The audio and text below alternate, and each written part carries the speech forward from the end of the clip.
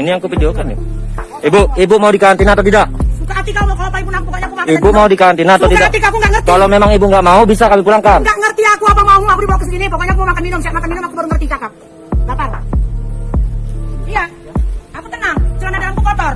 Nggak basah. Harus ada celana dalamku. Ukurannya L. Karena jangan ada aku tiba-tiba nggak bawa baju. BH aku juga udah kotor. Ya, udah kotor BH aku. Dia tidak bawa aku baju. Tiba-tiba dia seperti aku bawa sabu 20 kilo. Bawa aku. Usai menjilat air liur jenazah pasien positif COVID-19 di RSBP Batam beberapa hari lalu, HL 52 tahun pun ikut dinyatakan positif COVID-19. Hasil ini diketahui setelah HL menjalani pemeriksaan swab usai dibawa ke RSKI COVID-19 Galang Kota Batam kemarin Selasa 25 Agustus 2020. Walau HL sempat mengaku telah melakukan swab test sebanyak 3 kali di beberapa rumah sakit dengan hasil negatif COVID-19, namun hal ini dibantah langsung oleh Kepala Dinas Kesehatan Kota Batam Didi Kusmarijadi.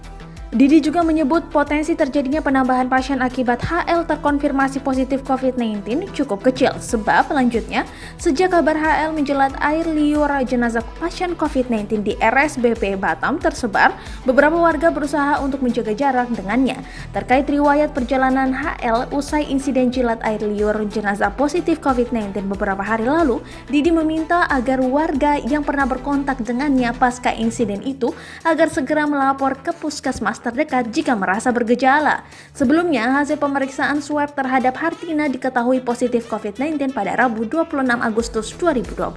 Akan tetapi, hasil tersebut terhadap putrinya berbeda. Gadis remaja bernama AG itu diketahui negatif COVID-19.